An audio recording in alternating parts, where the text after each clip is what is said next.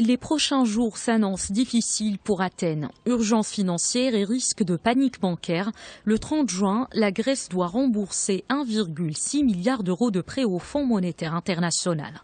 En cas de non-remboursement, l'exécutif grec devrait affronter les conséquences d'un défaut de paiement. Un scénario envisageable car la Grèce veut d'abord payer ses fonctionnaires et retraités. Aujourd'hui, le Premier ministre Alexis Tsipras doit informer les différentes formations politiques de son pays de l'état des négociations. Des négociations jusque-là figées. Pour la Banque centrale européenne, l'enjeu dépasse les frontières grecques. Un accord solide et crédible est nécessaire non seulement pour la Grèce, mais pour toute la zone euro. Il est vrai que tous les acteurs sont appelés à accélérer leur action, mais la balle est dans le camp du gouvernement grec qui doit prendre les mesures nécessaires pour sortir de cette situation.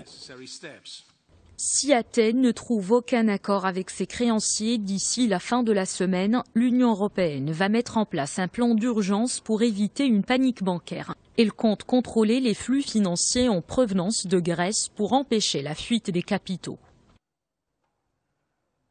Attention, nous arrivons dans une période qui peut être celle de turbulence s'il n'y a pas un accord qui est trouvé. Ce message s'adresse à la Grèce parce que la Grèce ne doit pas attendre. Elle doit aller de nouveau vers la discussion avec les institutions.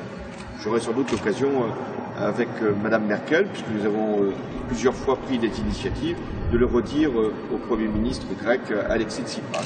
La voie des compromis est encore incertaine. Pour les Grecs, pas question d'accepter la TVA sur les biens d'alimentation de base ou des mesures de baisse des retraites. Le système de retraite grec est d'ailleurs l'un des plus coûteux d'Europe.